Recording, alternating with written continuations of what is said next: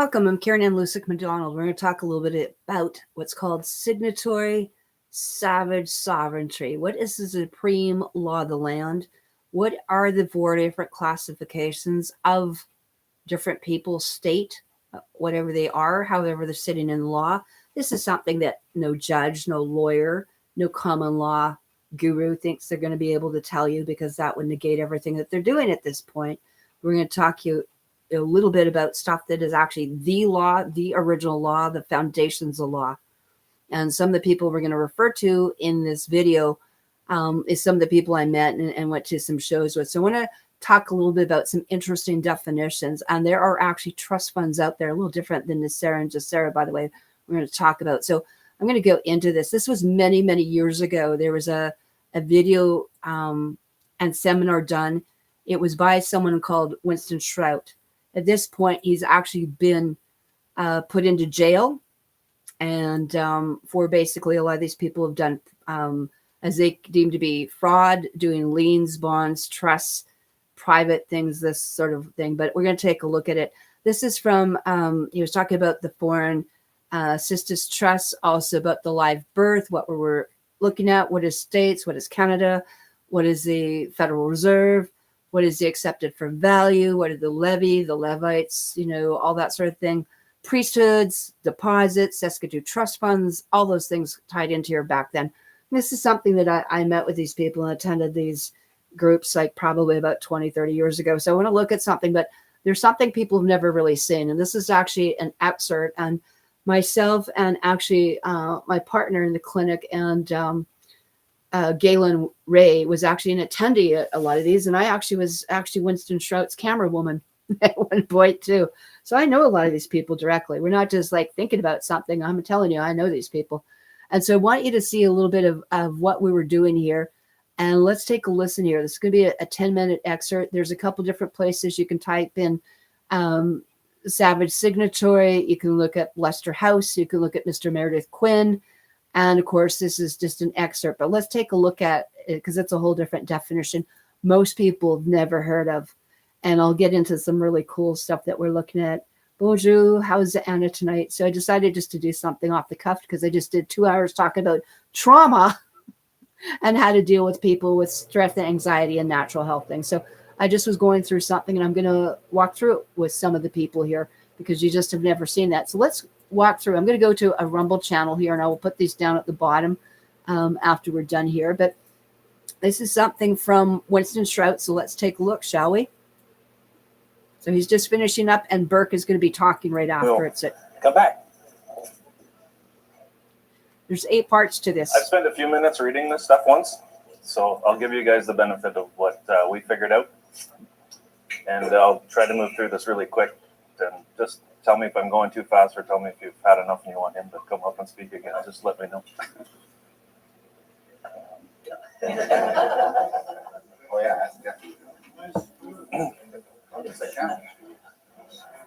Once upon a time, there was a area known as Turtle Island. Sick. That's what certain people refer to it as.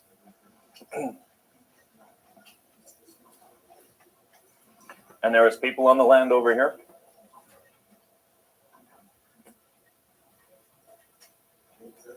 And this lady or some of her agents came over and met with these people. And they said, look at all these resources you guys have. This is awesome. Can we set up shop and do some business?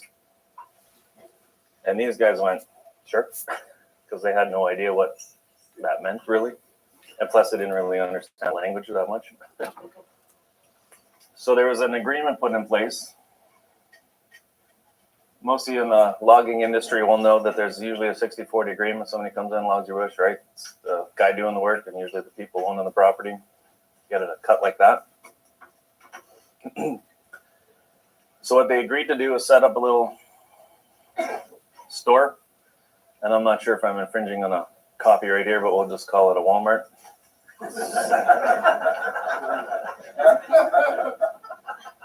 So the 60% goes to her organization. She had a corporation that does business.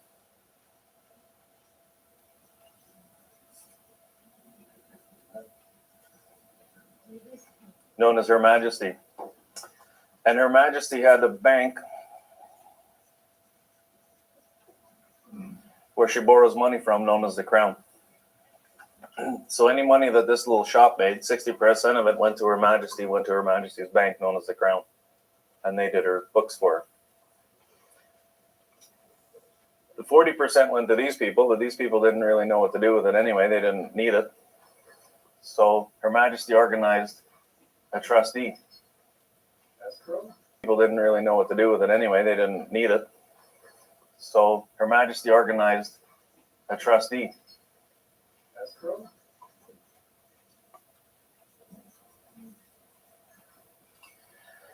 And then these people ended up also banking for these people. How convenient. And this corporation did all right. And then they said, sooner or later, they started up a second and a third and a fourth corporation inside the territory. Now, this agreement was in place. These people, or the corporations, exported lots of products and cut down as many trees and killed as many animals as they could, shipped it all over, wherever they wanted to. And 60% went to her bank account, 40% went to here, to this bank account. And the people in here, work in the store, they all wore the blue uniform of Her Majesty, or I guess the red, we'll call it red shirt. And they were all bound by the laws of this corporation. Okay? These people were her subjects. They weren't Canadians, they weren't Americans, they were British people. Then around that time, these people started traveling the world and they realized that they could issue passports, and they did. So I'm leaving this very general and very quick, right? But so these people were able to issue passports because they had land, language, and culture, and they were their own nation. These people were subjects of her. Then after a while, these guys got into a little bit of financial trouble, and they merged. Upper Canada was still solvent, Lower Canada. Well, if the one was still solvent, that means the other one wasn't. So they merged these two, and they formed the province of Canada, and then the Crown renewed the loans to these corporations. And then after a while, they got into more trouble, and then they formed the Dominion of Canada. And then the Crown again renewed her loans to keep this corporation afloat. And of course, 40% every time something leaves here, 40% is going into Indian Trust Fund. These people here are still all wearing the Walmart uniform, being owned, the corporation being owned by Her Majesty, sitting on the land, having the right to do business here, and that's it. And these people are still cashing in still accruing their 40% into a trust fund. So then they started again building a railroad across, and that bankrupted this corporation again. And funny thing happened that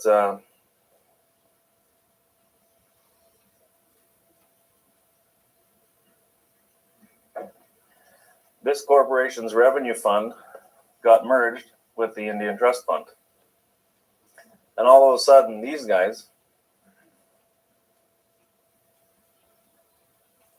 became a country and could issue passports. But if you want to be a country and issue passports, you need land, language, and culture. Does everybody see what happened? This thing was under a distress sale. The only money was sitting in this trust fund. The trustee of this trust fund said, hey, Walmart's 10 cents on the dollar. Let's buy some stock. Now all of a sudden, all the people inside here are part of the corporation of Canada. They can issue passports and securities and all that other fun stuff, right? However, this still applies, right? So now the people that are born in here,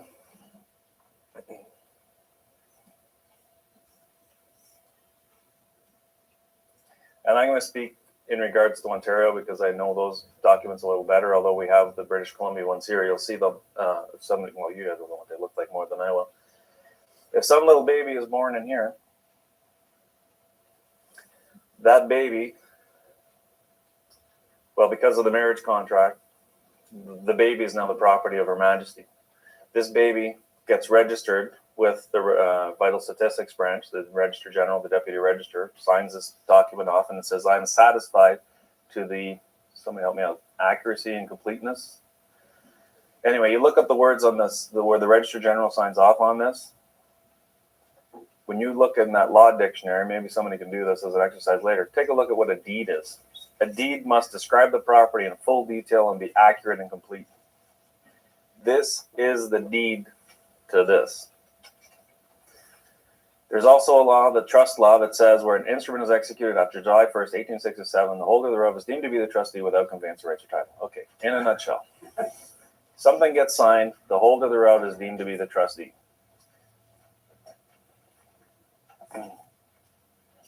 An instrument in writing that conveys an interest in land from the grantor to the grantee. It's usually used to transfer realty. Its main function is to pass title. And deed of trust, a legal transfer from the trustor to the trustee. Anyway, we'll just skip that for now. It's like, it goes on. So what happened is, this instrument was executed. The holder thereof is whom? How many people have a statement of live birth? How many people have an original? How many people have a certified copy? Where's the original? That's what I want to know. Birth certificate, statements of live birth are done under letters patent registration system under common law England under existing royal ancient charter. Common law existing royal ancient charter. She's got the original. She's holding the title to this. For everyone in here. Well, almost everyone. There's a few exceptions in the room. Okay, so she's holding the title to this. How many people have heard her referred to as the Queen Mum? That's their clan mother, How old is this? acting de facto one. Usually you'll see the Are you aware that you can hold? Okay, so that's actually part of something that is really quite amazing that most people have never heard of. So once we started looking at that, like, people need to realize that there is a lot more going on than most people know here. And that's what I'm going to bring up here. So we're going to listen to Burke a little bit more here shortly. And what we're going to do, we're going to go back into some of the different things. Again, I don't agree with this. This is stuff that I've studied, but it's part and parcel with what we're doing and what people, I think, need to know. So we're going to go into the second part of it right now. And there's just a couple more minutes, but I think it's really important because this is actually going to be the definition of what they define as, whether it's Canada or the States. It's something that I think you guys really need to know. So we'll go into part 2 here for a few minutes.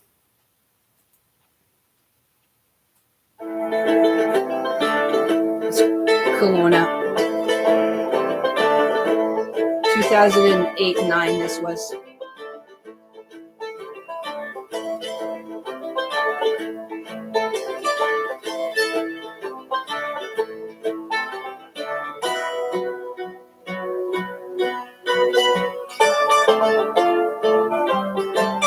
In case you don't know, Ogopogas have been spotted there like the Loch Ness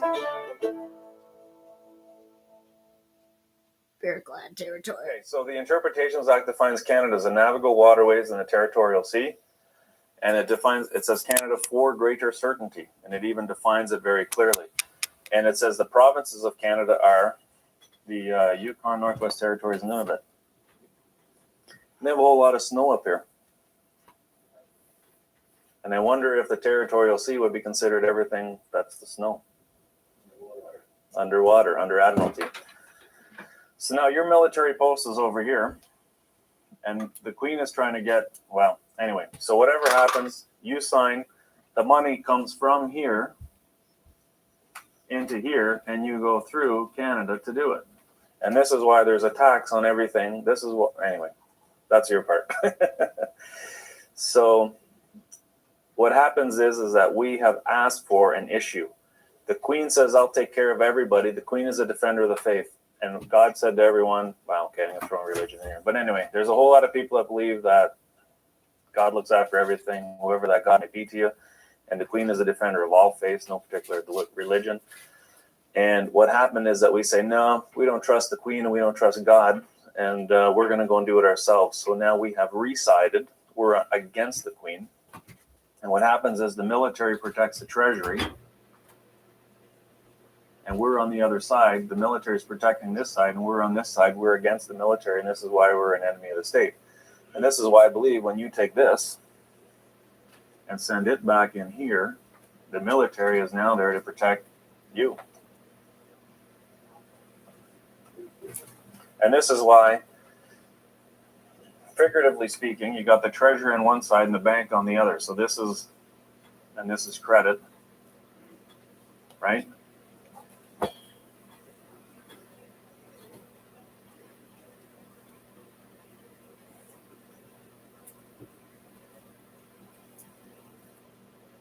The military is there to protect the private side, the credit.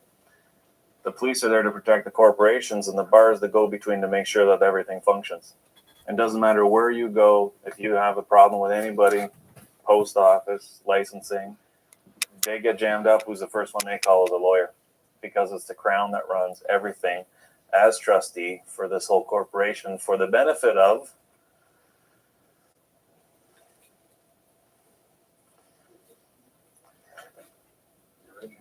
these 4 provinces were formed into the Dominion of Canada. The Dominion of Canada created 4 more provinces.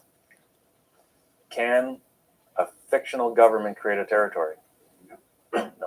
This land has never been ceded to the crown that you're standing on. This still belongs to these people, held in trust. Yeah, I know that. By these guys, for these guys.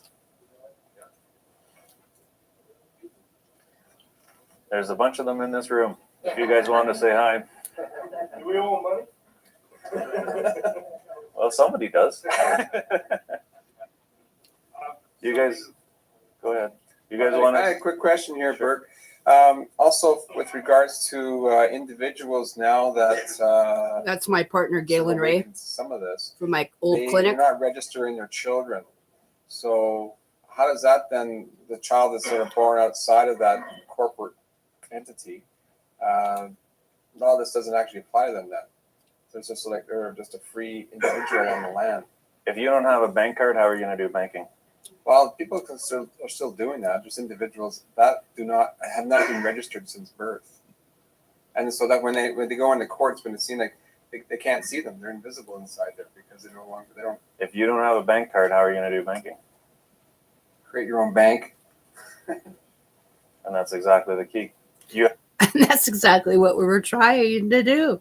So that's actually something that's quite interesting. A lot of people haven't looked at, right? So anyway, so as you see that, those are some of the different interesting things. So I'm going through some stuff in here. And the reason why is because, as you know, if you are following me, you know that I adhere to the law of the land, which is the original bloodlines.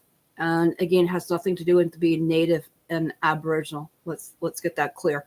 Most people are not in there. So I'm going to look at some of these other things that, like I said, a lot of people just have never heard of this. They don't know the idea of this. And again, natives on a band or reserve are deemed an inhabitant, or what you call a prisoner of war. And so that's really, really important in there. And one of the things is that they actually came in, and I'm just going to show you a little bit of this. This is not even the original flag. And it certainly isn't, even if it was upside down, not even correct, nor are any of the other ones.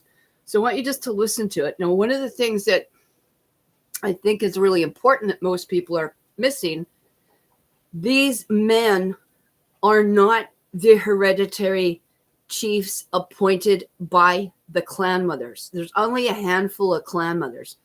And again, this now becomes a different corporation. But they actually have been given coins or like seals because they are deemed to be in partnership, as he said, and they were allies of the queen, were really the people that were the original clans. And when they tried to take them out, because many people of many different colors and races joined them, as then they became actually technically enemies of the nations and the clans. And as you heard Burke talk, is that there were certain things that defines a nation. And what defines a nation, which these guys all failed to teach, is that you have to have a clan mother, and it's the only time that they would appoint. And the women came together and they appointed all the men's councils. So they still worked in tandem with men. They just simply weren't self-appointed. That's the only difference, right? And so let's listen to a little bit on here, because I found this is very a fascinating thing, because there's so much going in, because this is why UNDRIP is coming in. And UNDRIP giving this land supposedly back to these other people is still unlawful. So let's hear a little bit more here.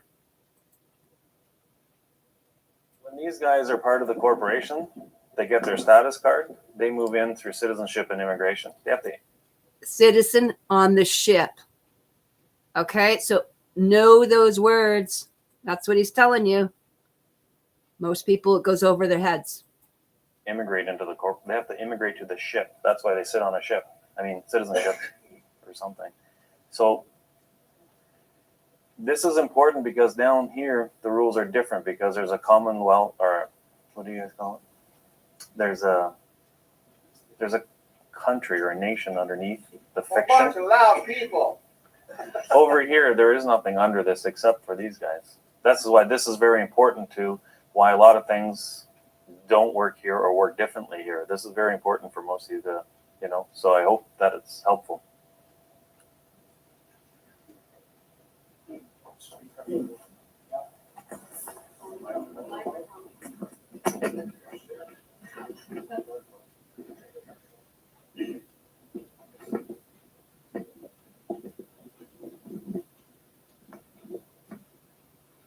Akapix for Winston, Okay, we're just going to skip all that part. OKANAGAN and Shuswap. But they are the key issue to all the other treaties that were there. I want you to pay attention to this. He's not talking about a real treaty. Those, what they're referring to there, are treaty ties, or I actually call legal contracts. Only a clan mother is allowed by international law to make a proclamation and have that authorized as a treaty. So there's a difference between a treaty and a treaty tied, and a signatory and a legal business contract. These were a bunch of people that went out on their own as renegade law and did this. So let's not be confused by what even these guys are trying to present here, because this is important. Because what was given to us was always to be there. Ours was signed, sealed, and delivered. And this flag, right here, spring, summer, winter, and fall. And the blue strips that are there are the rivers and the pureness of her covenant, and the sun. It's upside down. Do you notice And that? it's based on that. And it's missing 90% of the rest And the of it on sun there. rises in the east and sets in the west, Till the pole shift. and the water flows, and the wind blows, and the grass is green, and my children still occupy this land. They are still my children. We are Her Majesty's allies. We are Her Majesty's children. Make that very clear what they are saying to you. They're not saying they're sovereigns. He's admitting that they're actually part of the corporation as her children. Okay, and a lot of that can only be done to do with genetics. So how, if Queen Elizabeth was O negative and has a certain mitochondrial DNA genetic line that can be traced and rare blood types, can original peoples AB positive, A positive, B positive, and O positive, which ties into a lot of the original peoples here, that are pre-flood, pre-colonization, and pre-Tartarian. That means we are not subject to any of the monarchy that is below us. They came here after.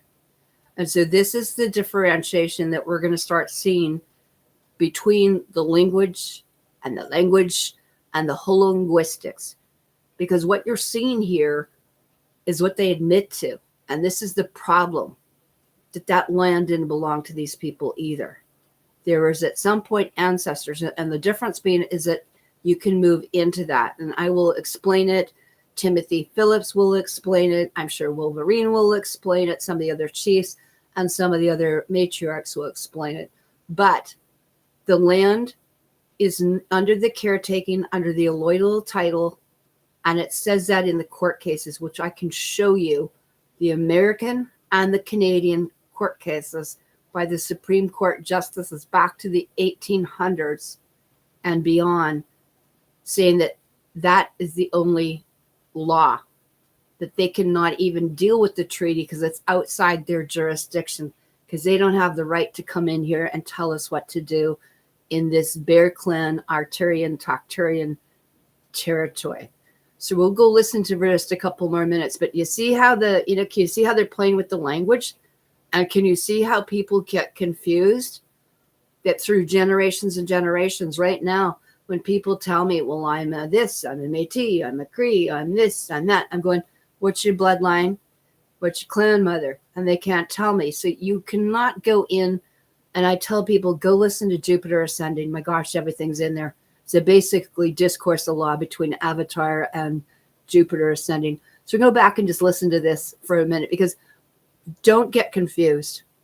I've known this for this is going on 20 years when we were hanging out with Winston SHROUT in this group, but that's all way. Some of them need to get there. But I don't want people getting confused because they're trying to pull the land and they're making their one corporation give it to another corporation. That's all they're doing. They're not giving it back, the land, to the people. They're not giving it back to the people, the original alloidial title holders, the entitled, right? There was stuff put into place for in here so that we could share stuff, and you would have to have a current peace treaty. And I'll go into the Noah's Ark, the Peace Pipe, the Wampum Belts, and Palladian of Troy, and all those wonderful things as well. There are only 6 peace treaties that govern Canada, the States, and worldwide, but North America as well.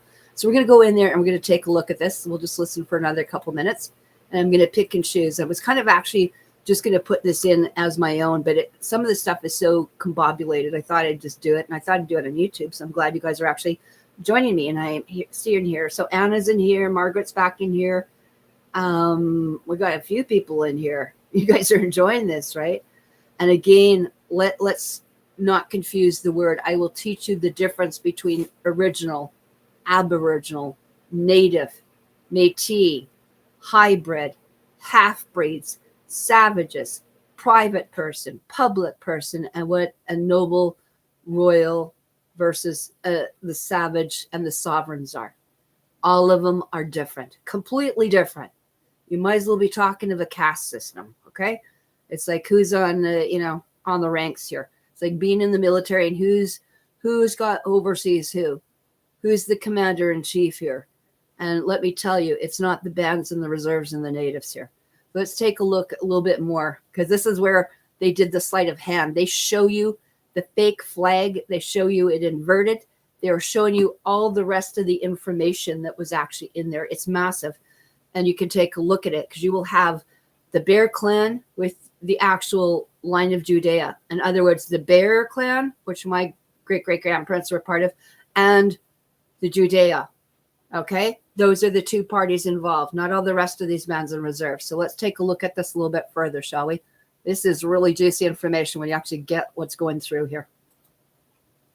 This is lies and deception and grifters. Through assimilation and all of these things that have been there, the governments that was there, a lot of the papers were signed. They forgot that the people that lived here, they were illiterate when they came. Their what they speak was written, and our language was never written. That's the difference between the written and the unwritten, and it's based on this flag. And this flag, And that's not the has flag. been turned over, has been folded, has been put in a dormant place to The silence flag. the people. But even though they were signed by the late Pierre Elliott Trudeau and Her Majesty, we are still illiterate. We didn't know how to read or write, so that does not affect us. We are still her children. Bad mistake. Because a And lot of all these our are O resources negative. are still there. Some may even be genetically related. I hope that what I've said here would put to your hearts instead of up here. Right? Limlim. Next one. Luis. I just wanted to add just a few points in relation to the power in behind the law of the flag, we have our tribal seal, which supersedes this one because we've always been here. This one just came as a part of the bargain of 1763, affirmed again by Queen Victoria, which my relative Naquala has the medallions all the way back to King George. So take a look at that. Again, which parties are in there, what's been evaded, what are they missing? And again, that's not how things were done. Okay, you're talking about a system that went matriarchal. These guys are patriarchal. So let's remember that as well. But there is actually what they're showing that they got from her. Pope and also Queen Victoria in 1835. So Pope when and we the Queen. deal with the courts in any way, shape, or form for the domestic people of Canada, which is in that part of the matrix zone on the right-hand side of the board, it's not there now because actually it's really not there, but to us, and we walk in with this flag, it's a learning experience even for some of the Masonic judges. But for some of them, they know. So it's at their own peril if they breach this covenant because it's committing treason against Her Majesty if we are harmed. And therefore, there have been the judges that have bowed before us because of the fact that the Queen already gave them the authority to assist us. And that means the people in the bar are supposed to assist us. That means the police are supposed to be beside us, not arresting our people. And therefore, when they see this flying, they are then to be reminded that the people here have been here forever, never and ever, and that the medallions, we still have them. The crown staff, we still have them. And in fact, one of the judges in Washington State about a month or two ago came down from where the judge was sitting down to where the people were, went over to one of our relatives that we got out of the domestic court jails, and he apologized. Said, "I'm really sorry. We haven't seen your people for a long time, for over 250 years. And I've really never heard them speak the spoken word of your people. And we just assumed then that they were persons. We just assumed that you are here captured within our system. And therefore, I apologize for that." And he went over and shook their hand and said, "I'm very sorry." And the same thing with the courts around here. The same thing in Kelowna here. One of my relatives was dealing with a tax evasion problem. Well, I'm not going to get into his name, but he chose to be revert back to a person. That's And public therefore, or private. the charges will come back again because he decided not to be part of our people again or my brother again and cut off the connection with us. And I'm fine with that. But all I wanted to do was try to help him so that he didn't get caught up in the matrix of the box for taxations and the birth certificate. So that's a really interesting point, you know, and when you're seeing things come in from jurisdiction. So many years ago, when I used to send stuff to the courts, and I've sent stuff to the inner city of London, you know, these are, you know, some of the papers, these are the originals, by the way, on that went through that were hand delivered into, you know, Queen Elizabeth through the inner city of London or into the RCMP or into the different places that had to be dealt with, you know, whether it's land titles, the, you know, Federal Reserve, whatever it might be. There are many different things people, you know, are not aware of.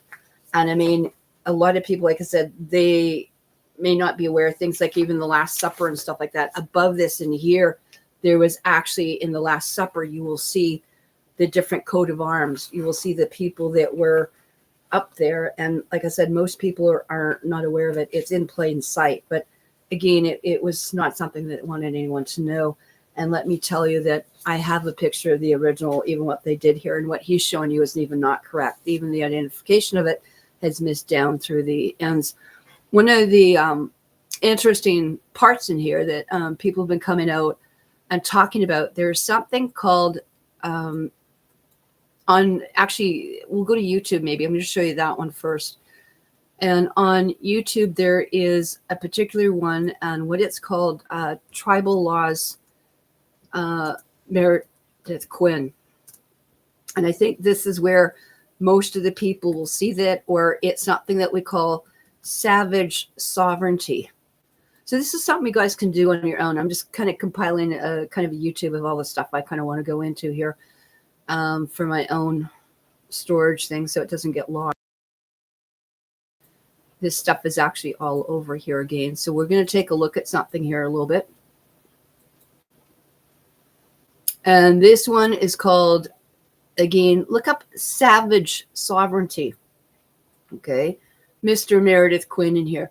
And one of the things, there's a whole bunch of stuff actually at Mending the Hoop. We'll go there. This is done by Savea Bliss, or Savea is down there at the White Buffalo Nations down in what you know is near Nevada. And she's done some stuff known as Lisa Wolf. Now in here, I actually met with some of these different people, clan mothers, matriarch things, and actually you can go back like a couple years ago to these different councils, grandmothers councils and stuff like that. And a lot of you'll hear us talk about is the great Musa, which is you guys would call Moses in the scriptures. But the great teachings of Musa were actually, he was talking about the clan mothers. And again, these are the books that the Catholic Church has, of course, thrown out or thrown into actually the different areas known as the British Museum of Leeds or other things on here. So this is something you can look at your own time and stuff like that, because there's a lot of things in here. We've met with people like over the years, who's available, who's got actually authority, who's left, who can do what. So there's no lack of information on here, you know, going in and looking at some of these different things that these different nations are trying to put together. So this is something you can just play with as well. And on different live stuff that she's gone through here. So one of the ones here, we talked a little bit about matrilineal, and I think it's really important. I'll put this in here. This is actually Timothy Phillips. And I'm just looking, my hair has really changed over the years too. Okay, been on several different councils over the year, but this is something I think you guys might want to take a look at. And in here, Tim Phillips is actually known as EAGLE.EYE.MAN. And he actually goes through speaking a lot of the different things. And I think he's located somewhere in here. So I'm going to have just a brief listen so we can listen to him for a second. Dakota called himself a savage. Under international law, that's one of the classes of three physical beings. There's savage, number one. Person, number two. Your average Joe on the street doesn't know who he is. You have a subclassification of the person called a private person, which in the European... Private members, guys. Which in the European codes and ethics is the royalty, kings and queens. And you have an inhabitant, which is a third world citizen, which is what's commonly known as a treaty Indian in Canada and the States, for example. Because they're not sovereign. There's no legitimate clan mother system of government in a prisoner of war concentration camp system of government. They go by an elective system of government, so there's no clan mothers, so there's no sovereignty. But as I said, what I'm hoping to do is bring you women together to talk to each other, start to get to know each other. The actual... To quote Meredith, as he says, it's nothing to make you sovereign. But you can lose your sovereignty very easily. They'll overwhelm you with their religion and their deception of their language in 6 months or less even.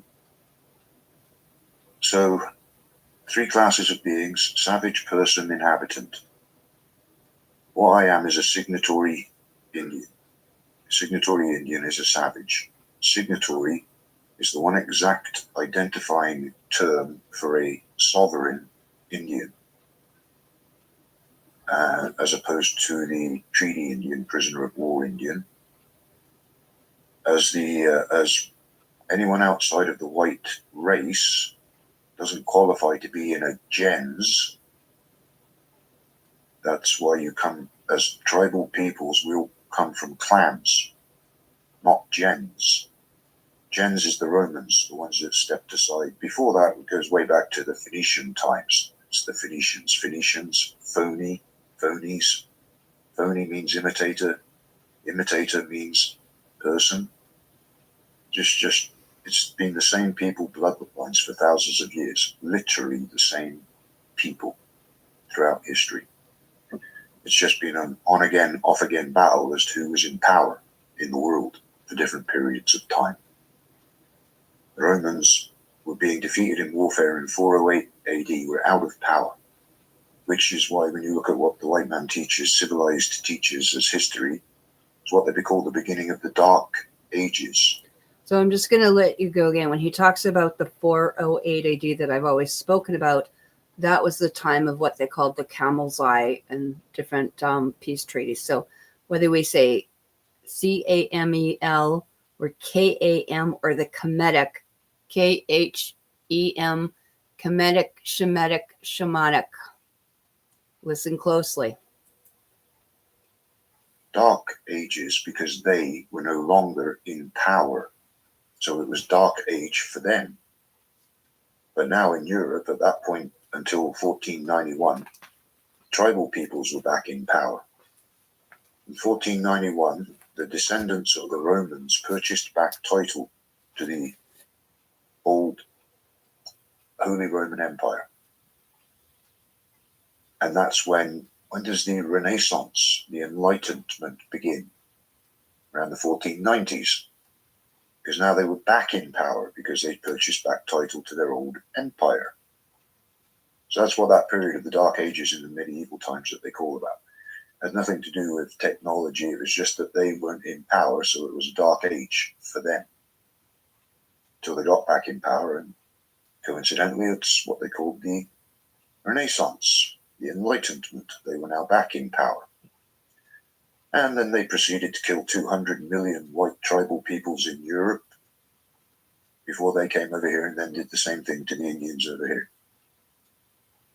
They are, as Stuart says, It's a long how house. you would describe it, insane.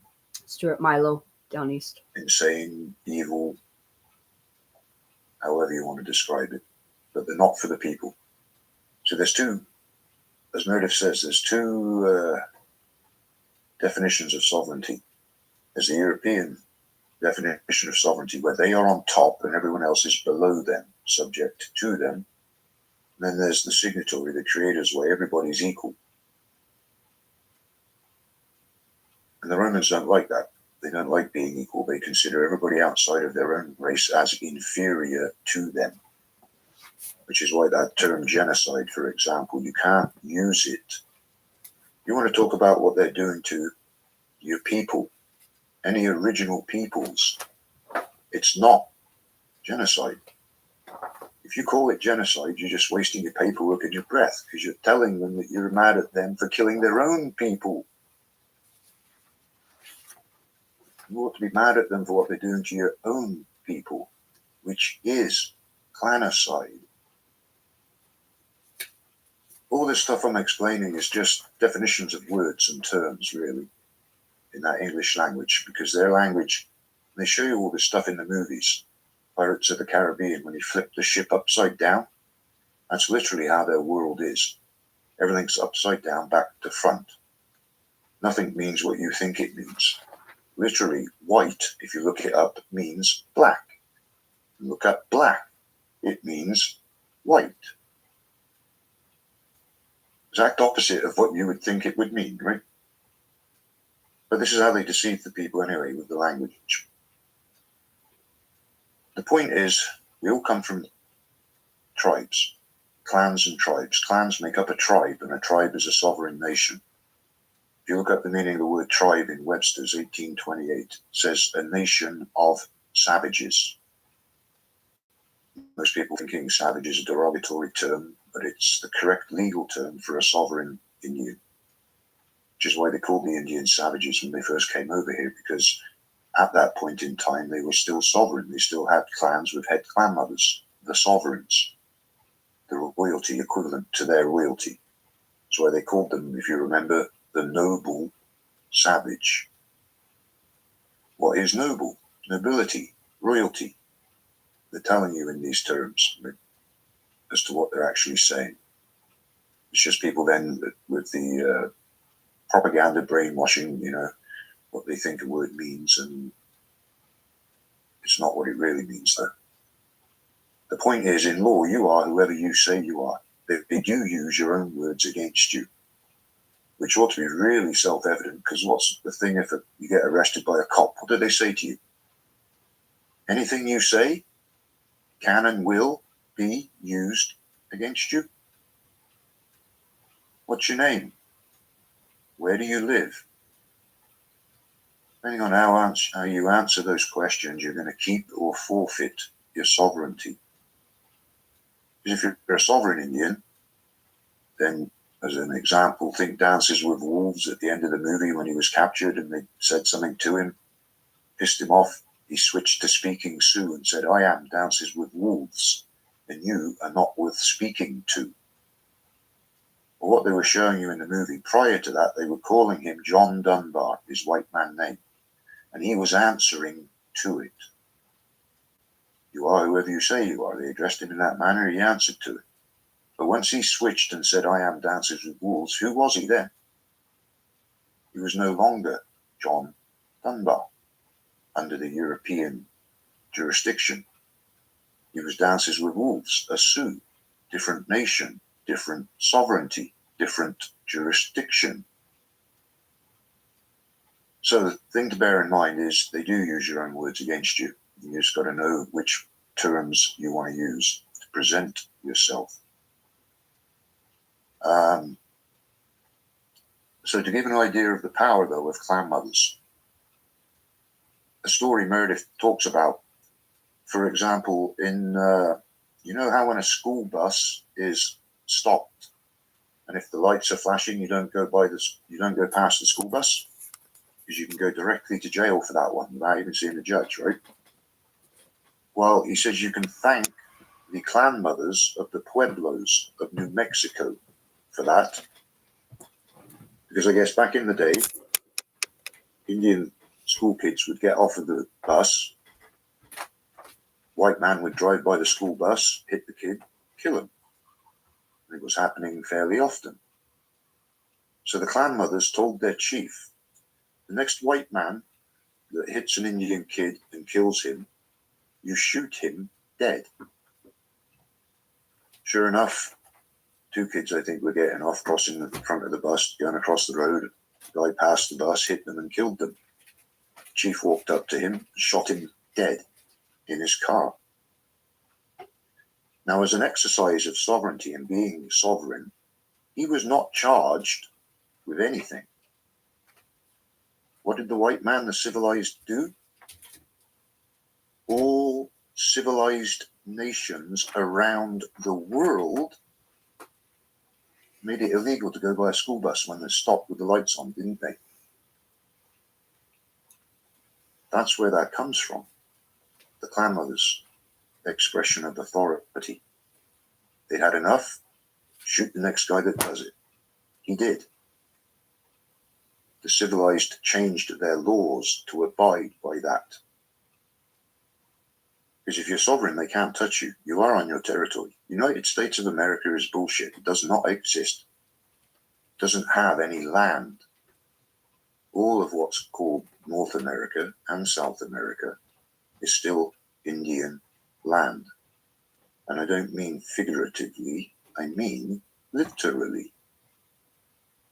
But the thing is, under international law, the only way you can lay claim to what's known as cession jurisdiction, territorial jurisdiction, is with the women, clan mothers, because they hold title, cession jurisdiction, to the territories.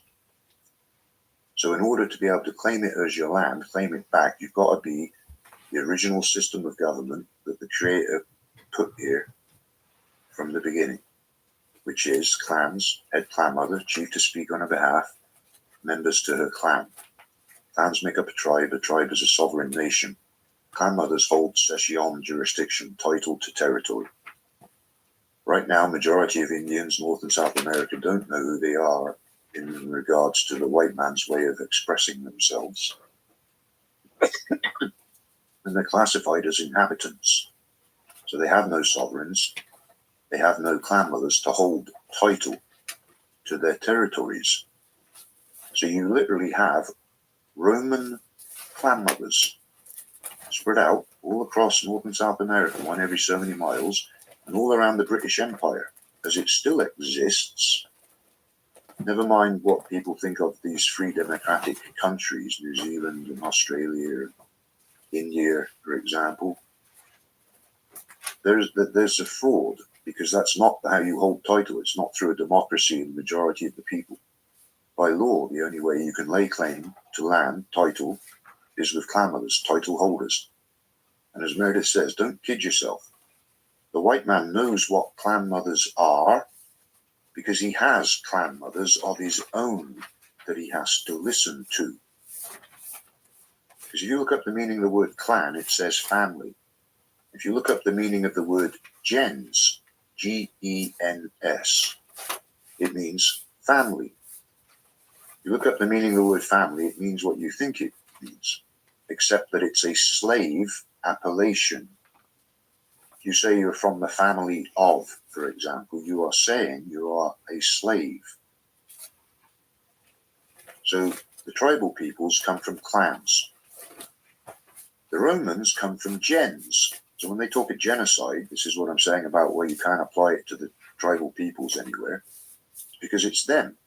They come from gens. We come from clans. They're not allowed to do that to their own kind of people. Which brings me to thinking about what you mentioned the other day there, Stuart, about Germany not being bombed by the States and things in Germany, whereas Japan was. Well, genocide. For them to have done that to the Germans, who do qualify to come from gens, would have been genocide, which they can't do. The Japanese, being from the Yellow tribe, not being gens, considered inferior to them, got bombed. International law, right? People don't know who they are. So, clans make up a tribe. Tribe is a sovereign nation. Under international law, from what I learned from Meredith, and I can't speak for all tribes, because each tribe has a different creation story, but he says there are 5 basic clans that make up a tribe, and a tribe is a sovereign nation.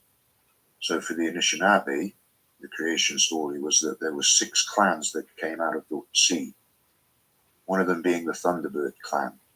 But whenever the Thunderbird looked at anything, it killed it with lightning from its eyes, so it went back into the sea, which left the 5 basic clans that make up a tribe. Now, the thing about all this that I'm telling you, the white man knows all of this. The civilized know this. They know tribal law inside out. They've been studying tribal peoples for thousands of years and taking notes. Just like Avatar. Avatar. And the thing about those guys is they maintain their records. They have libraries with librarians who are known as the Plutarch. And their libraries go back 3,000 years or more. They can literally walk into their library, go back 3,000 years to the paperwork of 3,000 years ago, pull out the actual documentation of what was going on, who did what, who signed what. If you know anything about keeping institutional knowledge, that's a very long time to keep that kind of thing up. But that's what we're up against. That's what they have, that kind of institutional knowledge. So I wanted to, isn't that a little bit mind-blowing when you look at some of that? A lot of people just are not aware. So I think this is a huge thing, and we need to be very, very aware of it. So you will see a lot of us refer to, what is this Meredith Quinn stuff they're all talking about? Well, in my area where I am, I'm in something called the Sinaic area, right?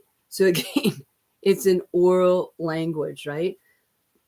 This is one of the few places that still has pit houses, and they still have a matriarch, okay? And some have split away. They've gone to the bands and reserves, but there's still some hereditaries like Marilyn James and other people here. So it depends. And again, some of those people actually signed agreements and contracts, I found out as well, which can also affect their jurisdiction. But this is one of the ones in here that basically these Sinaiaks in here in these territories basically went in, back to what you call, and they want the lands back. They want British Columbia shut down. They want the resources, all the water that actually is from here, from basically Revelstoke all the way down into Spokane and into Portland. And I actually sit across right from this. This is like the Hopi Mayan prophecy rock. So we have them up here in the Sinaiak territory at the Valhalla Mountain, at the Valhalla Lakes. And I'm actually here. That's one of the reasons I here. This is like a sacred place or a ley line.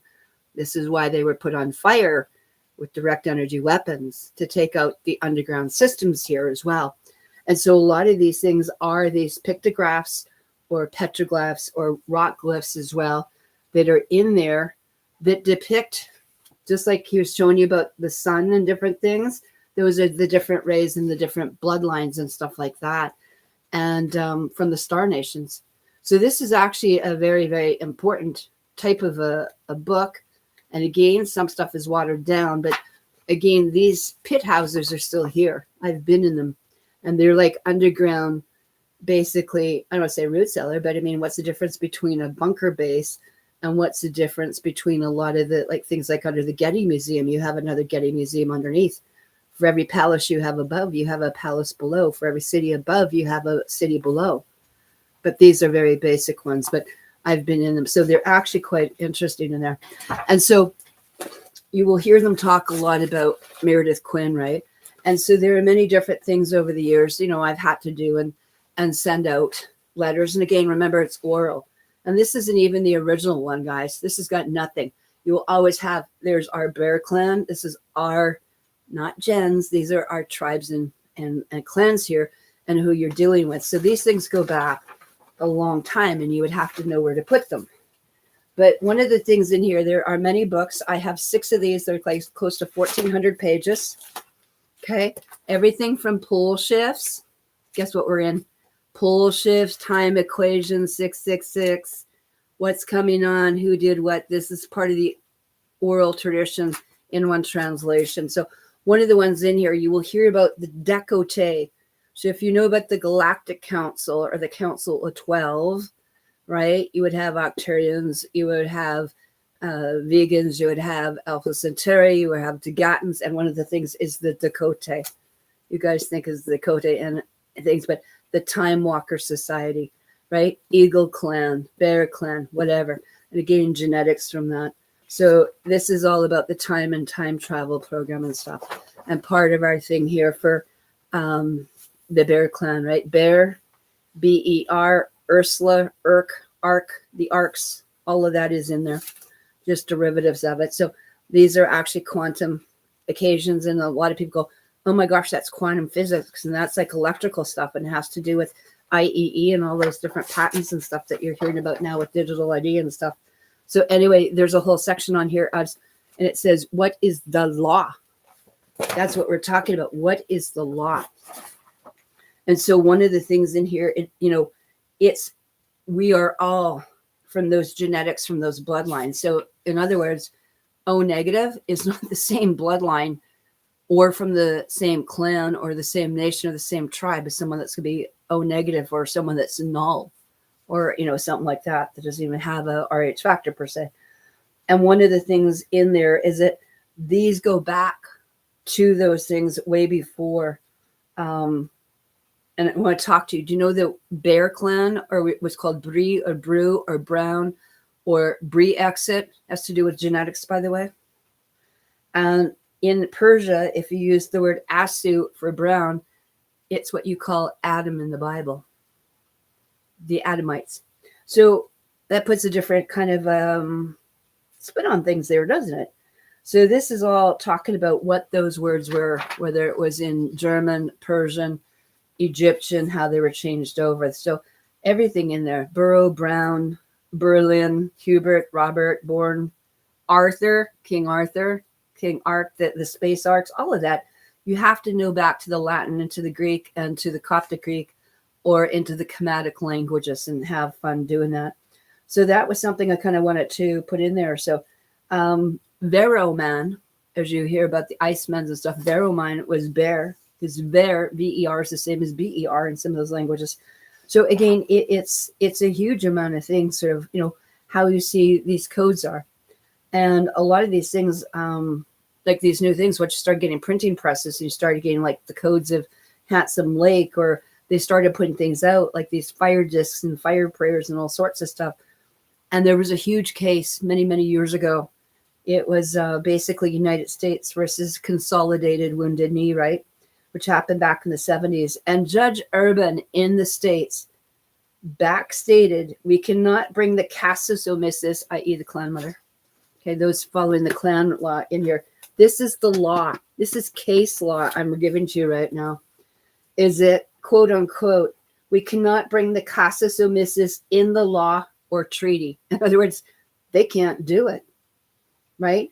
And then we start talking about different things here. It says very clearly that the Bear Clan mother signature must be on all treaties, not legal contracts. If you have a treaty, in clearly, the Bear Clan mother signature must be on all treaties.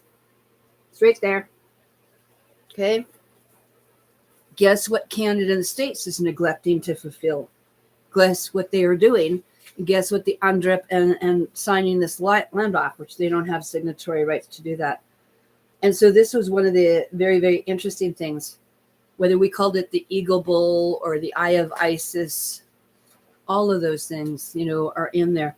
So again, this was something that people had to know to be on their journey. Like they will talk about the 7 wise men, and we would call the 7 sisters, or the 7 stars of the Pleiades, and that pole star, which is where the Bear Clan was, right? Where the Great Bear would appear in the constellation. So those are something that's really, really, really interesting. And it affects basically, for the time that this clan law must be followed right to the time of the pole shift or the Great Migration, which, let me tell you, getting pretty darn close, I would say now, right? The beginnings of the Ice Age and stuff like that. And this again goes back to Atlantis or to the tribes of Mu, and one of the things that's very interesting is at first that the Great Migration would start. Second, the firstborn woman, say that again.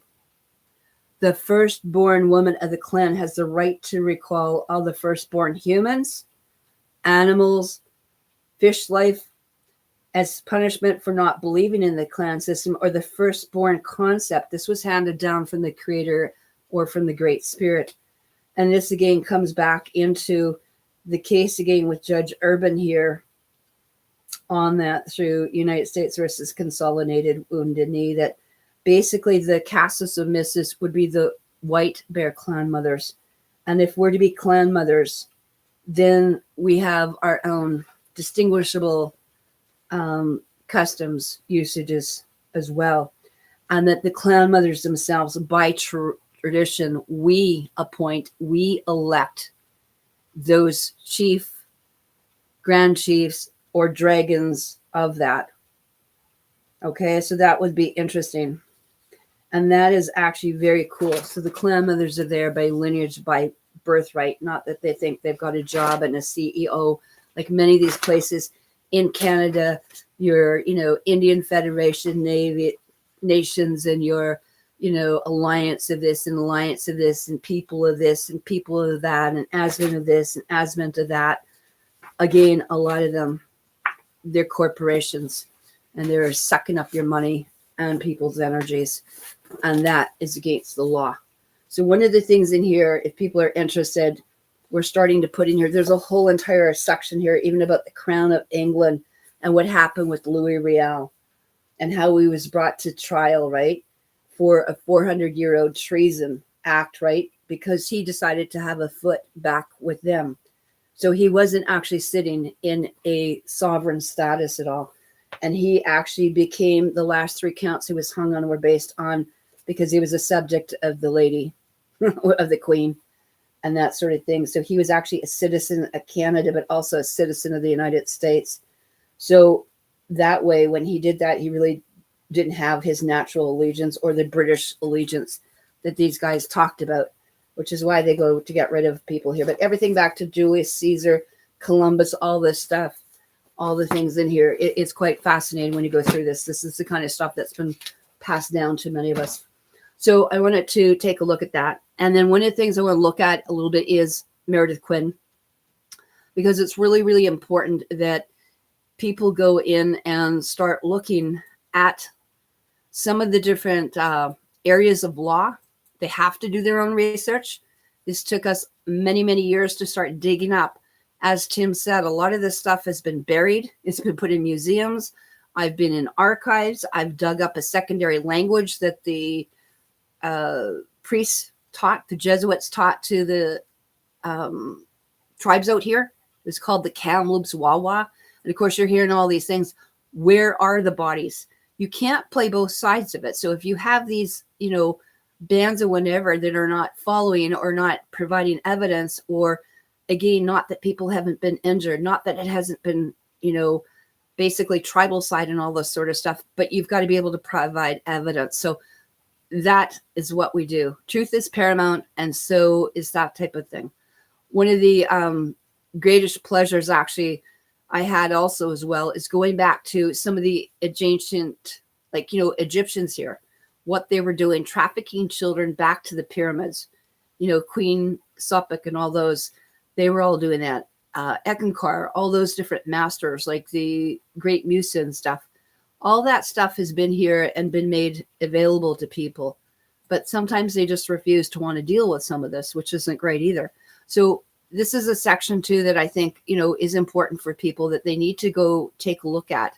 And I'm going to start actually putting a gathering together and a group together that we can keep all this kind of information, back so that people can get some of this information because it's valuable. That's why I'm going to put them through into here.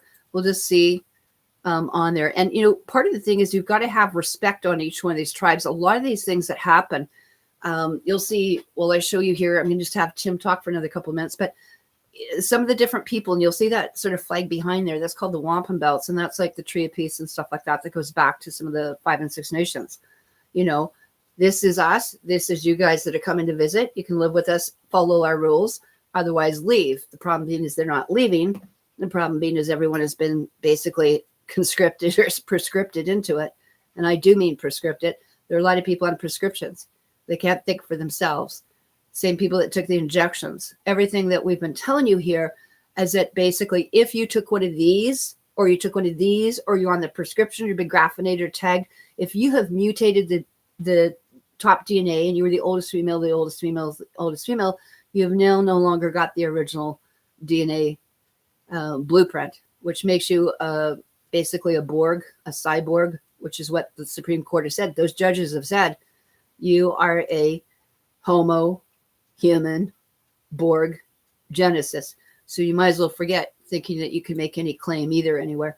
So we'll listen to Tim for just another minute. I'm going to go look at some Meredith Quinn stuff. And I want to just get this as an introductory for you guys for a bit so you can do your own studies. Like I said, we each got to go in. It's time everyone's got to be responsible and look up their own stuff here. Be responsible for their own what's in the law here. Let's take a look if there's anything interesting. I talk to the technical terms, to their exact meanings. Every term I'm using is not by chance. It's to the understanding of what it actually means, okay?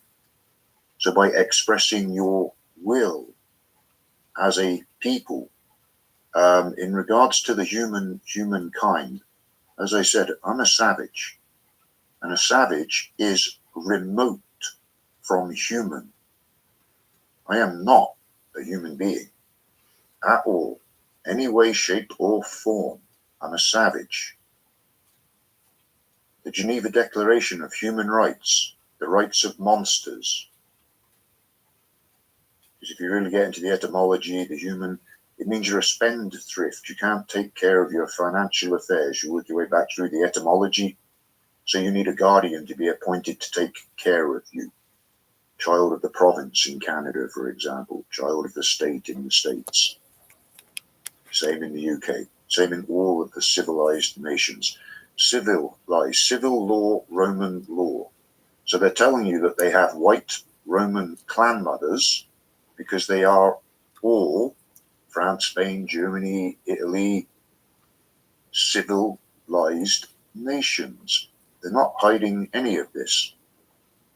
So I totally agree with what how Stuart said, actually, the people or the true beings, or, as myself, straight up savages. And for the white tribe on the other side there, barbarian, because barbarian literally means savage. Who were the Romans fighting? You watch the movies of the Romans. Who were they always fighting? Barbarians, weren't they? Only they're fighting tribal people. And, as I said, savage, remote from human. If you look at the etymology, savage comes from the word silvictus. Silvictus, those who live amongst the trees. Think of this movie, Avatar. That movie was an international law lecture. The entire movie, not one single word and concept they conveyed in there was fiction or for no purpose. If you could go to an international law school and sit in on a class on international law, that movie was it. What did they call them at the beginning of the movie? Savages. Where did they live? Amongst the trees. What did he join? He joined their clan. They had a chief, didn't they?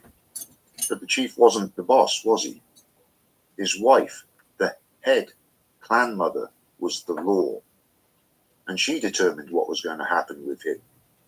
Not what the chief said, but what she said is what went, right? The whole movie was law. Remember I was telling you 5 clans make up a tribe. When they decided to fight back, they sent out runners to the 4 other clans. Okay, 4 plus 1 makes how many? 5. So the human, no, not humankind either, just for my own self, because, as I said, I am remote from human. I know what that word means. It's not what people think it means. But I mean, it's understandable because how many people really do know the depth of the etymology of the meanings of the terms, right? Totally everything's backwards. It was interesting, though, that you mentioned about like the society is what you're talking about there, Antonia, the 150 people and things.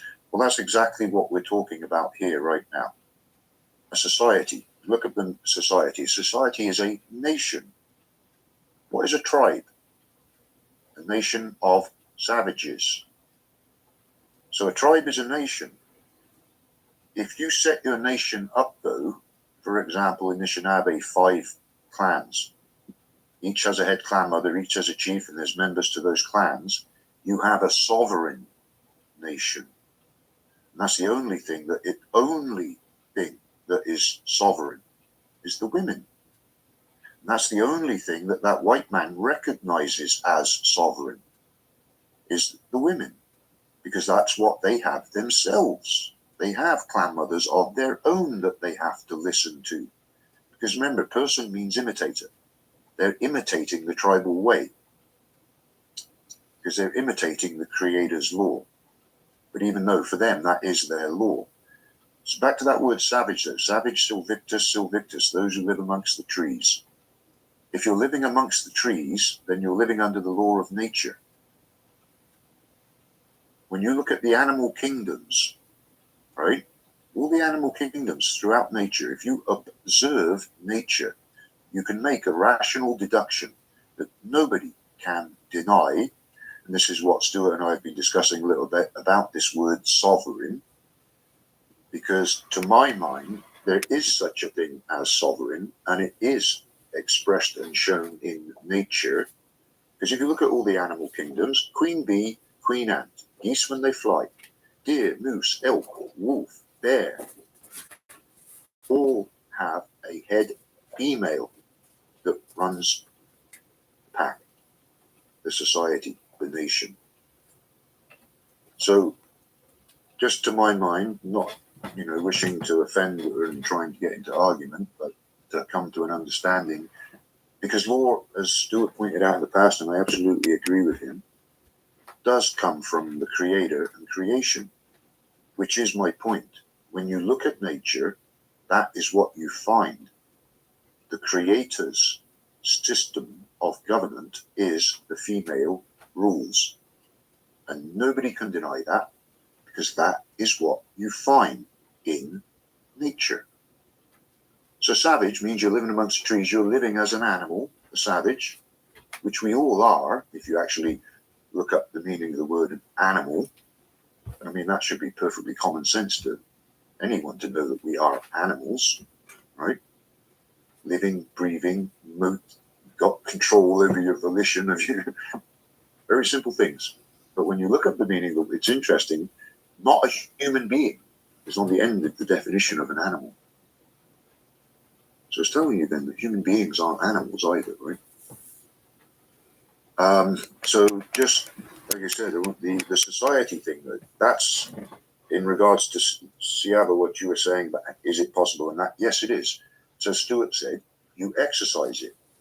The manner of it is what Antonio is talking about, which is what I'm trying to get across. You just reestablish it. Literally, you just do it. But do it in the format of the clans. Make up a tribe with head clan mothers. That is a sovereign nation. And those clan mothers hold title to their territory. The thing to understand is under international law, there is the European codes and ethics of international law. And then there is the original codes and ethics of international law. The original is the creator's, is the supreme law of the land. The Europeans imitate it, but it is their law nonetheless. But this is where they get into defining themselves as from the gens and considering everyone else inferior to them. As being from the white, they can bomb them to the extent they did the Japanese, because the Japanese are not considered, they're considered inferior to them. All the other tribes are. Even they're, like I said, like you were saying, amongst themselves, they're the elite. They ain't even really the white tribal peoples. You know, they don't give a toss about them either. Obviously, they wiped out 200 million of them before they came over here. So, savage Silvictus, living amongst the trees, that is what's known as the supreme law of the land. And that's what a treaty is. It's an agreement. If you look it up, the United Nations website years ago, there was a section for meanings of terms. The very first term was treaty. It said treaty, an agreement between two sovereign nations, and then a period. Okay, the grammar of the language, very important. So what is a treaty? An agreement between two sovereign nations, and then a period. So that's it. That is it in its entirety. The paragraph went on to say, but, see, you've got to love these words now, right? But any international agreement can be called a treaty. So you can have international agreements that are called treaties because they are international agreements, but they are not necessarily a treaty. Because what is a sovereign nation? Clan mothers. A treaty is an agreement between clan mothers of different tribes. Period. But any international agreement can be called a treaty. Treaties 1 to 11 in Canada are international agreements. That's why they're called treaties. But they are not a treaty. They did not sign anything away. The Indians that signed those agreements, Very important. when they signed those agreements, were no longer sovereign Indians. Well, is that not exciting? Right? What is he saying? Everything that's happening in the corporation, de facto bankrupt, that basically what just happened through UNDRIP, what's happening in Kamloops, what's happening in Cowichan, what's happening in, the area of Vancouver and all those areas, they're all unlawful. And I know that, and he knows that, but do you know that? So let's not get fooled and get these blinders on here with a bunch of legalese. Okay? These people are just as they are in partnership with. So this needs to be very, very clearly put in here. And so that is very, very important. So we're going to just hear, he's got a few more minutes, and then I think we'll kind of leave this as part one. I'm going to go just show you a little bit about Meredith Quinn and some stuff you can do for a little bit of home study if that's something that you want to go into. But we're going to go back and we're going to hear him just talk for a few more minutes here and finish that up, shall we? And again, this is Tim Phillips, known as EAGLE.EYE.MAN. They changed their system of governance from the clan mother to the elective system of governance where they voted for a chief. So there's no sovereign there to make an agreement. But because it was Indians signing it, that still makes it an international agreement, so you can call it a treaty. The deception, right, of these terms. So, yes, it can be done, Siava. It is literally just a matter, as Stuart says, people actually doing it. And this is what I've been trying to convey, the coming together of the people under their clan systems, because those clans then make up a tribe.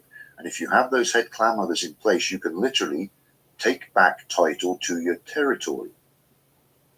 And when you do that, you command the white man what he is to do. You don't suggest to the white man what he is to do, you command him. For instance, when we're dealing with their courts, if we're in their courts, and I'm not trying to upset here, Stuart, but the very fact that they've got you in court means they're not recognizing your sovereignty. Because if they were, you wouldn't be in their court, because you can't be in their court, because all their court is a domestic court of Canada, the Admiralty jurisdiction. As the true sovereign you are, they cannot see you. You're not in Canada. It's like you do not live on the reserve. Do you? Now, it is a trick question, because if you say that you do, well, then you just put yourself under their jurisdiction. Because to my mind, I thought you're living on the territory of your people, aren't you? It's like, right. So there is no reserve. It's all still your land. You don't even give concept, acknowledgement to this reserve. It's like I mentioned to people sometime. Isn't that a great concept? Did you hear what he said? Why would someone, if they're actually a sovereign, right, of a sovereign bloodline, of a sovereign nation, of a tribe and a clan, even admit that they were part of abandoned reserve and then want to go claim it back and get that monies back? It's not about getting land back. It's about getting monies and replenishing their coffers again.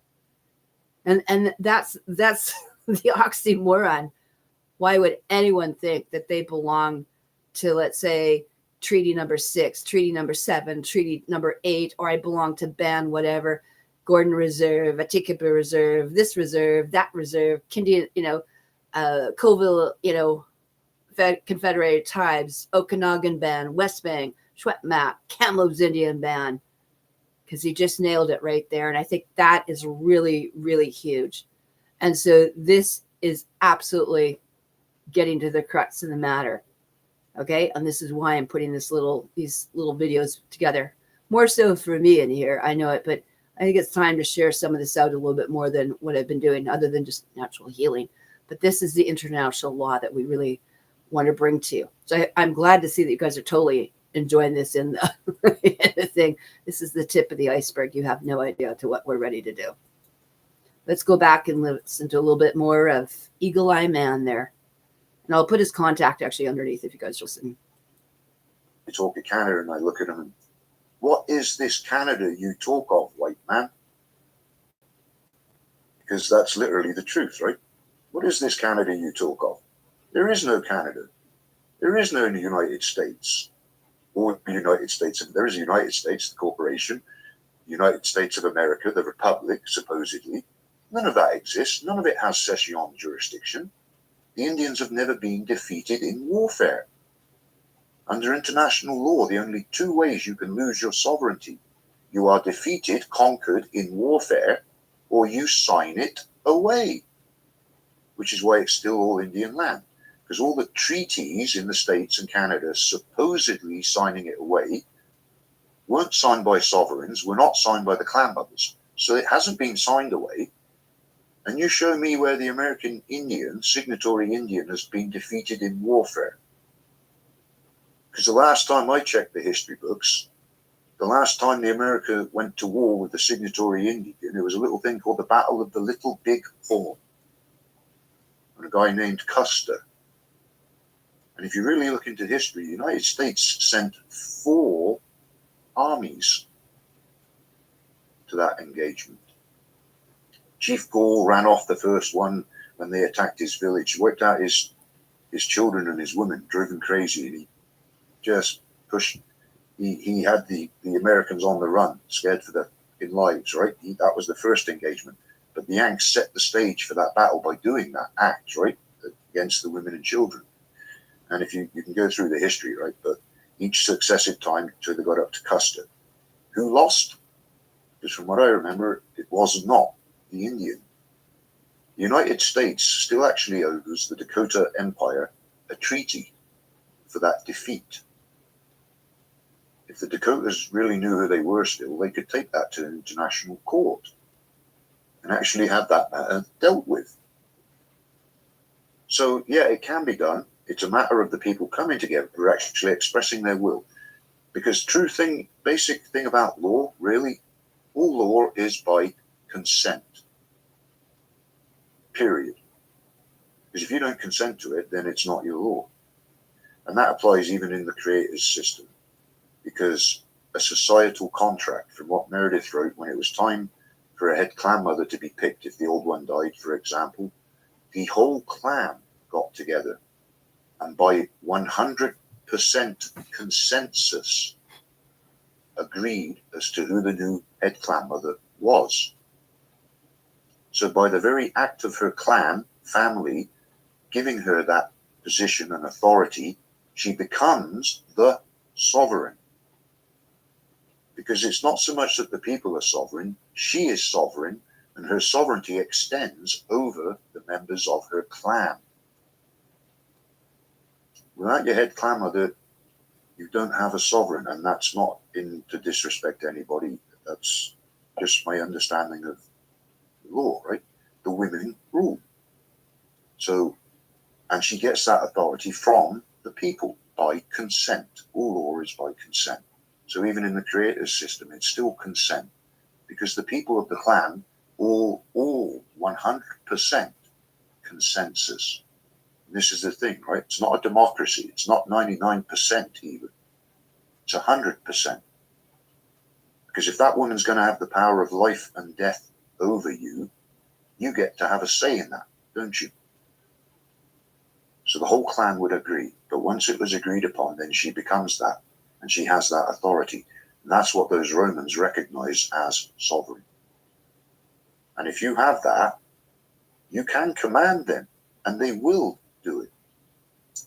In regards to your court case, though, Stuart, there's 2 things about an appeal, okay? An appeal means to beg. It's like in my own matters, very, as I said, similar thing to yours, only 2 cases different, right? But I was going to do an equity appeal, because I've got an appeal, I've got a perfect one laid out, right?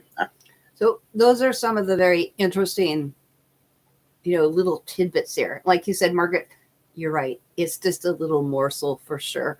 And so those are some really, I think fascinating things that most people have never heard of, or if they did, they've heard it in bits and in pieces and in parts, So those are some of the, original thoughts on some of the stuff we've been doing over the years.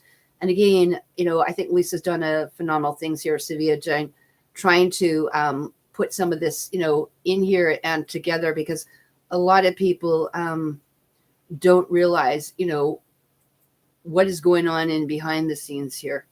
So one of the things, like I said, people have got to learn a little bit about, what we can do, how we can bring people together and share information, right?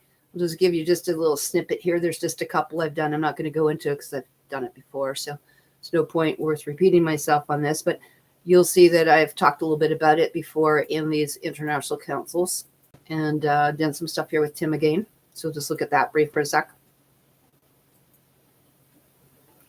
National Citizens Alliance, you'll see how every city we've gone from Calgary to Canmore to whatever, Montreal, doesn't matter. Every reserve, every nation, the Anishinaabe, Snipes, wherever, this is live. And right now, people are Let's imagine converting. And so there are so many different things. Like I said, there are stuff that we're trying to bring back. If we do not come in there and get some of the stuff too, these are people that actually, when we were talking with them here, like Moon, literally, they've got information back to Atlantis and Mew. It's mind blowing what they have in their oral traditions. These are the oral record keepers. They're oral, law people, right? The leader is the one who cares for all others. The one who will take the food from their table and give it to someone who doesn't have. They will be the one who sees a child crying and picks them up and gives them a hug and says it's okay. Because at the end of the day, all of it is about our mothers. All of it is about our mothers. I barely knew mine. And so this is the one thing he gets back into, is how it was a matrilineal society, on there. And so that's something in there. Like I said, you can go through these at your own leisure. One of the things as well, when, we look at this thing, in such a place of, what we call savage sovereignty or matrilineal sovereignty, there could be probably, I think, a lot better words for what we're saying in here. But what I'm going to do, I'm going to bring you back into a couple of the different things. And one of the things I will bring a few more minutes in closing here will be actually Meredith Quinn coming into here, because this is probably one where you need to get your pens and papers out and listen to some of the stuff that he's actually saying here, because it's actually mind-blowing. I mean, and these are the people that knew this. This was a little bit in here, and these were some great clips that were done here still at Peacemaker. There was a lot of people, also Brandon Britt, a lot of people actually had stuff up here, and what's happened is they've been threatened in the last little while.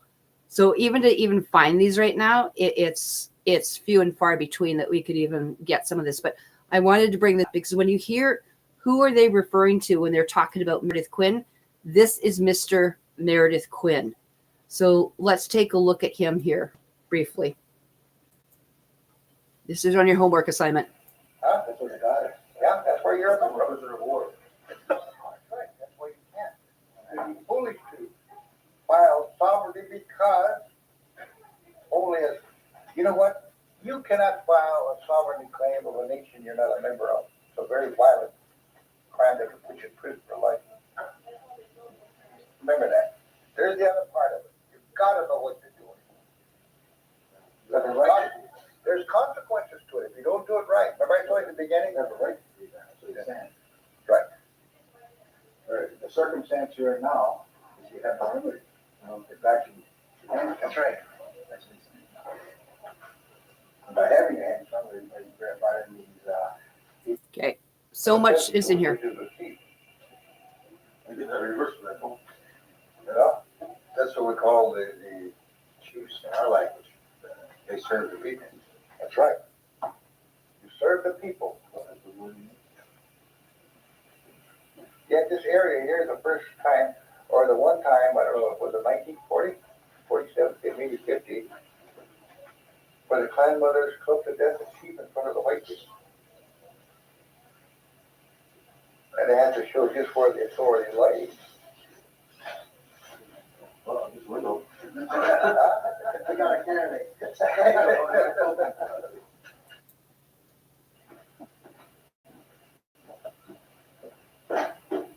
And these people are looking for the Indians to pull them out of it. Man, we are in trouble. Because we're not even teaching the things that we're supposed to know that pass on to them if they want to survive with us. You go back out that foyer. These girl dogs are beating horny, pissing all over the house. I have to go back a little. You mentioned Woboka. We're familiar with that. Huh? You mentioned Woboka. One of the Woboka, villages. Stroka. We're familiar with that. That's Lester House here. Hanson Lake came to life when I met with. I'm trying to show them the day the U.S. Army turned it over to the New York State Education Department for credit. Now, Black Elk, right? How did that become a religion? Because the United States Army used them as a protocol observer. This is referring to blackout states, traders. For the United States for the slaughter of Wounded Knee. And all Wounded Knee was over religion. And he was a very young man. But he was a protocol observer. You got that? Okay. Upon the slaughter of Wounded Knee, he would be made the new high priest by the United States government. So again, there's so much information here that people have missed, you know, and in getting back to some of this, this is where people need to do their back studies. This is applicable to every one of us. Every one of us needs to know this. Okay, because if you want to do it, like, you know, lies the government have talked about, the, you know, histories that we've had here. So this is under, again, you can just look up Savage Sovereignty, Meredith Quinn, or Mending the Hoop. This one's under Peacemaker 315, and I'm going to find you another one yet for you guys to look at on here. So one of the ones in here that you can look up is actually Tribal Laws, Meredith Quinn. There's also several parts here. I'll just go into some of that. A creator, great spirit. So that's where Lord God came from. Now, Ezra, who's responsible for writing the Septuagint, which sits in the British Museum of Archaeology Finds, London, England, right next to the old Indian Bible I told you earlier. That's Lester from the first video here. Now he's aged about 20 years. Ezra wrote that version, and he changed already from the old command of Osiris, he changed Creator Great Spirit to Jehovah. I believe Jehovah is the reference. Later on, Jehovah. So there it is. So that's the beginning of some of these religions, which today I believe there's 5,000 religions claiming to have the true God. So when we look at the law, and when Meredith explains to a lot of the authorities who ask him about his religion, and he says, I'm from the old one that they declared hostile. The reason it was declared hostile is because if you look, and I'll give some references, the old law said that you were subject to the clan mothers of the territories upon this earth, or the angels. And it was only the women who had the power, and still do, to peace or making war or punishing any member of the tribe. So it also makes reference to the use of the forces of nature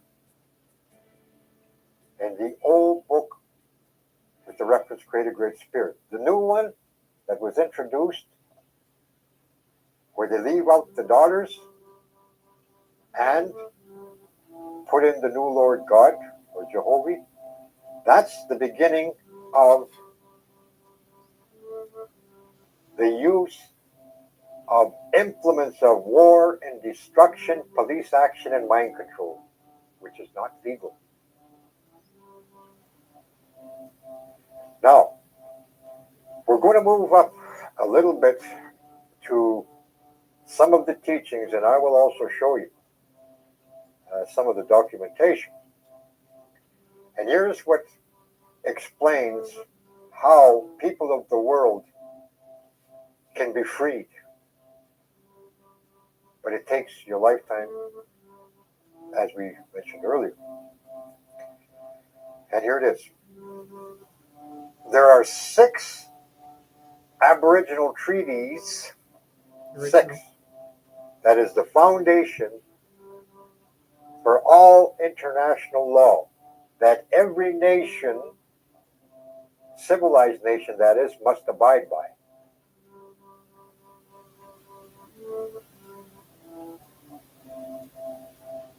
Those treaties are wampum belts, peace pipe treaties, canes of authority. Now we're talking before Columbus, also after. The other treaties are long before Columbus. They're the Seal of Solomon Treaty, which covered all blacks, Arabs, and Israelites. Asia and Minor Asia were under the Palladium of Troy Treaty. All Saxon, Anglia, Mercia, Northumbrian groups were members of the Cleopatra tribes, or the white tribes of Europe, and were under Noah's Ark Treaty. So Noah's Ark is not a boat per se, it is a treaty. Noah is forced to sign it. I have the date. So these 6 Aboriginal treaties that are the foundation for all international law. From them come the law of nations, which has clan mothers who hold territorial right all over this earth, even today. So when we look at those 6 Aboriginal treaties, that is really the law that kept the world free. Very simple. Peace. Now, when the women were in power, then the government, as it's called today, was the law of the land. Could not be superseded. Or wherever that woman held territorial rights. It is still the same today.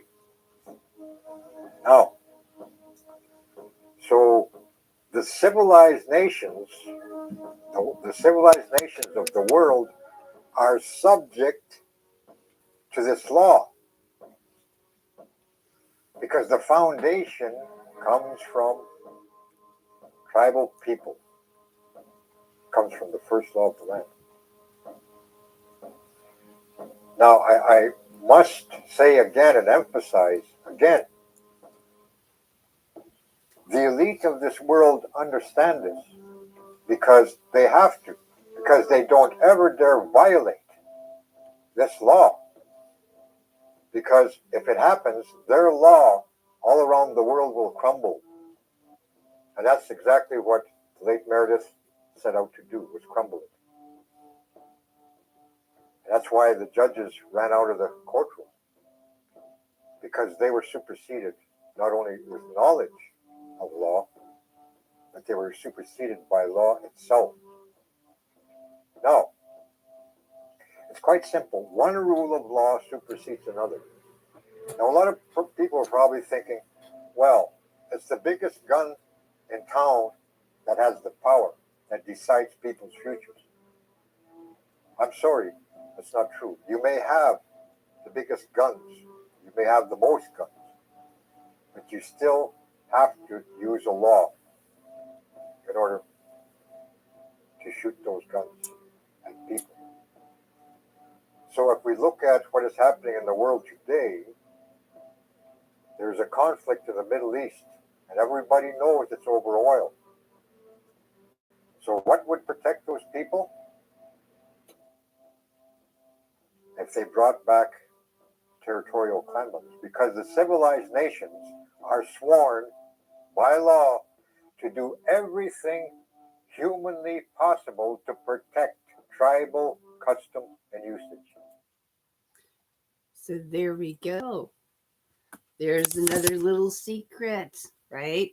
Isn't this fascinating? A lot of people, like, they just We're just getting these tiny, as you said, Margaret, these are just little morsels. They're just like, little golden nuggets that are being dropped, right? So these are some of the things that, like I said, are really, really important. One of the things, I'm just going to screen share here for that. I'm going to read it because, like I said, I got 1,400 pages we could be looking at, but let's not do that tonight. So one of the things in here I want you to take a look at, because this is underneath the footnotes on some. I'm going to give you a couple of different things again to look at. So under this one, which was by Peacemaker 315, and like I said, going back 2023, this was just put up because this is literally from like 10, 15 years ago. These guys are in there, like he's in his 80s now. Okay. So one of the things in here, let's just go through here quickly. The daughters of the Great Spirit, the real law of the land, from the Great Musa. Again, wherever you say Musa, just go Moses. Okay, get used to that. The tribal teachings that were off, again, like he said, they were called angels, clan mothers, angels, guardian angels. That was the old original scriptural thing. The daughters of the Great Spirit, the queens of the heaven. So one of the things in here, like I said, this is from like 2006. Like, what are we, 20 years here?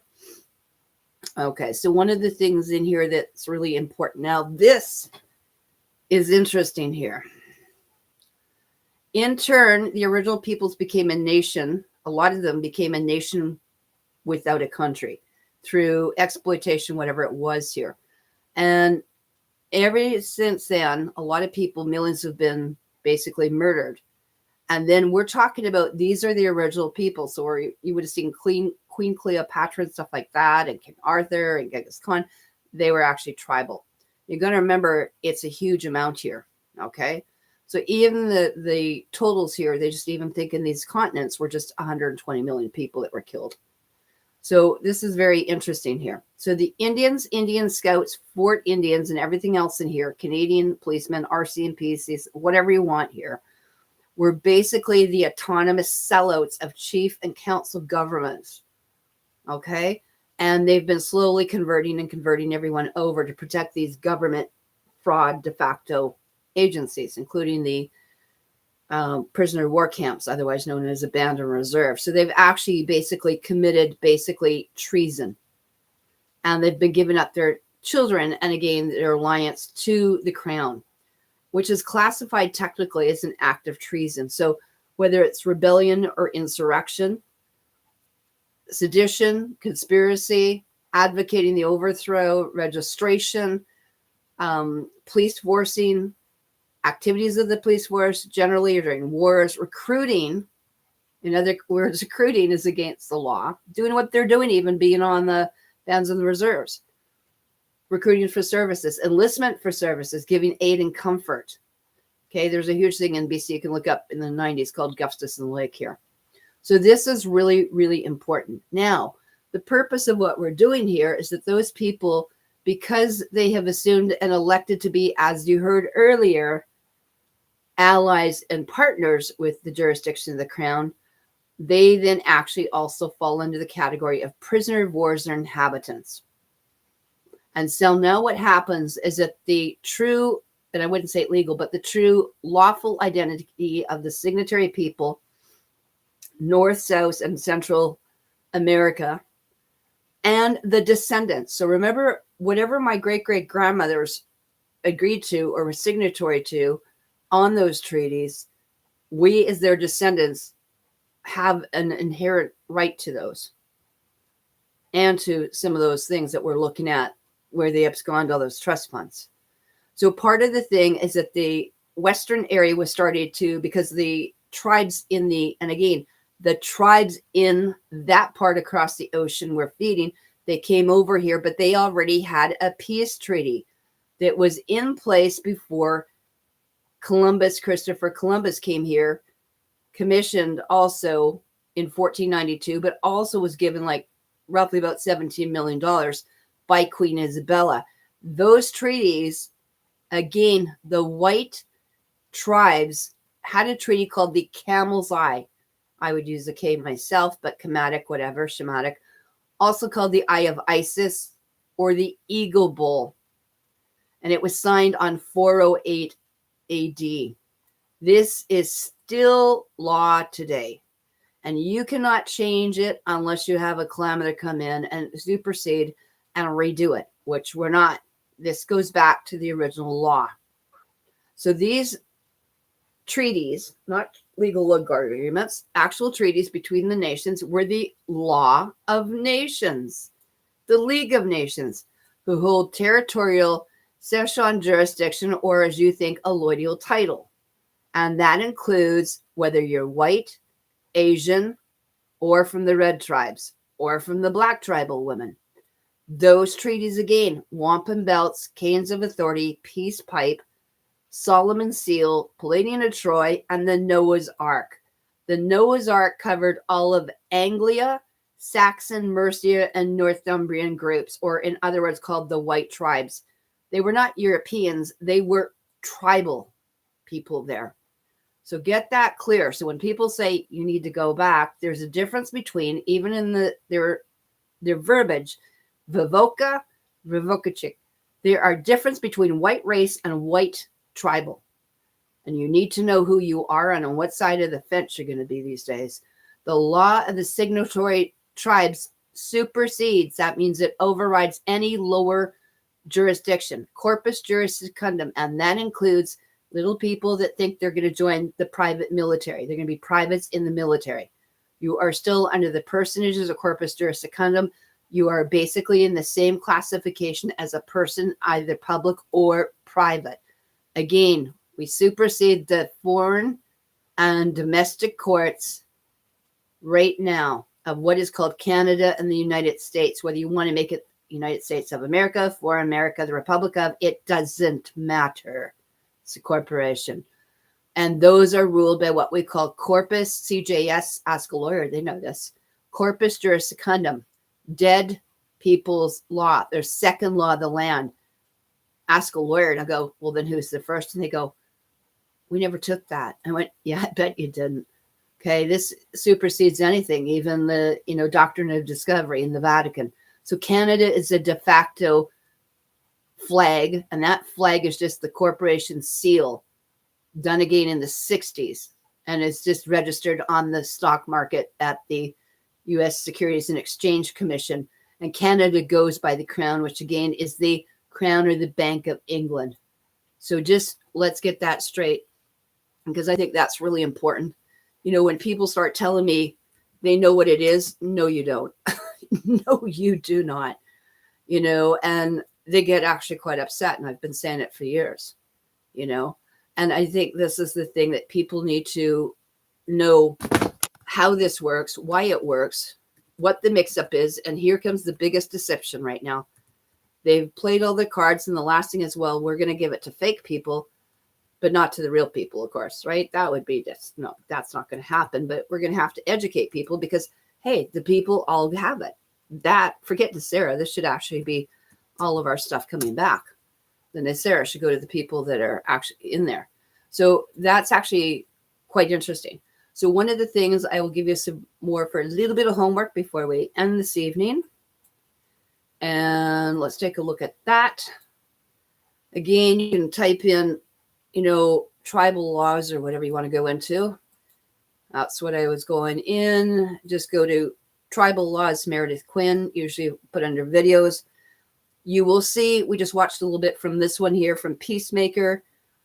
Joseph Marasti did a bunch. This is actually this is the same thing. This is actually several parts in there. So I would highly suggest looking into these jurisdictions here. And then I will see if I can find Brandon's here. Like I said, a lot of these people, there was a lot up, and all of a sudden everyone's getting threatened lately the last few months, and they're pulling them all down. So this is something that you need to look at here. So take a boo at that. Now, this is actually some of the documentations from the pages that you see out of those 1,400 pages here. Due process, everything else was given. So this is actually kind of interesting when you get into that. The arbor and the gathering. It's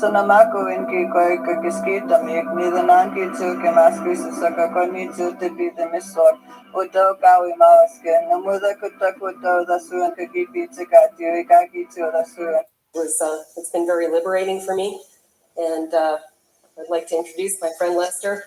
I'm going to talk to you about tribal law. and the first law of the land.